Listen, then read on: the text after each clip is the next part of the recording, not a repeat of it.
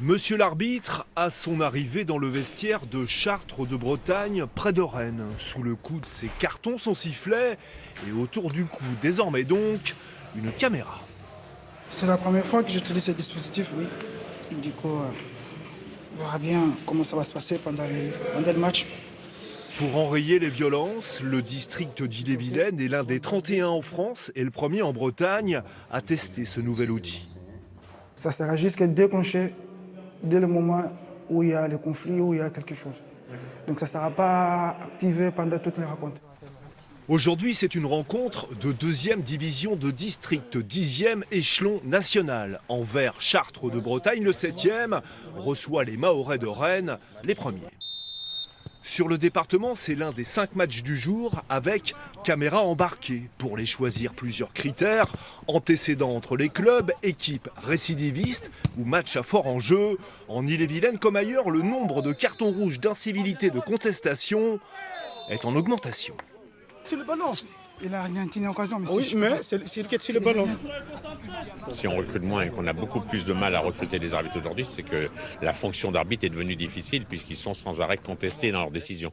On a bien vu là sur cette première mi-temps, il y a très peu de joueurs qui s'approchent de l'arbitre pour venir contester la décision. Si déjà on peut régler ce problème-là, ça sera déjà un gros problème de régler.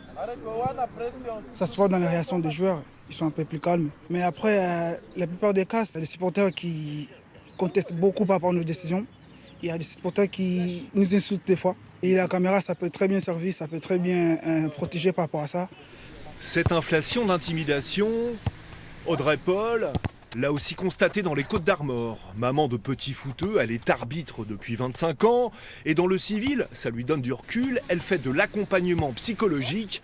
Et la période est compliquée, semble-t-il.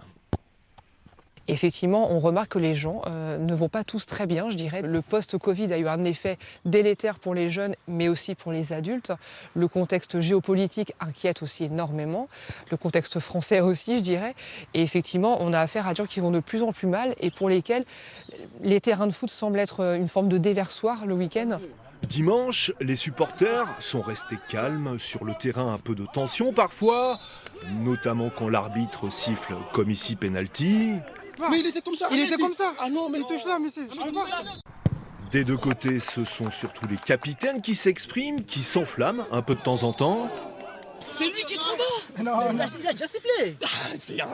Et vous savez, monsieur l'arbitre, ça fait 2 erreurs parce qu'il n'y a pas corner. Mais des capitaines qui au final reconnaissent que la caméra a du bon. Il y a des mots qu'on entend en interne sur le carré vert qui avec cette caméra, je pense que ça permettrait de diminuer en fait ces discours-là et ces paroles, quoi. Je pense que c'est mieux pour eux. Ça permet de se protéger. Au cas où, comme ça, si les joueurs peuvent les accuser d'être à tort. Mais vu qu'ils ont la caméra, ça prouve qu'ils auront raison, quoi.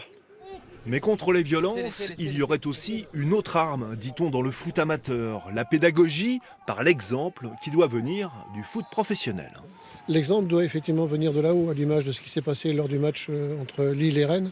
Il y a des comportements qui sont totalement inacceptables. Et donc forcément, si à l'élite, on ne se comporte pas comme on doit se comporter réellement, ça a une incidence sur forcément le foot amateur.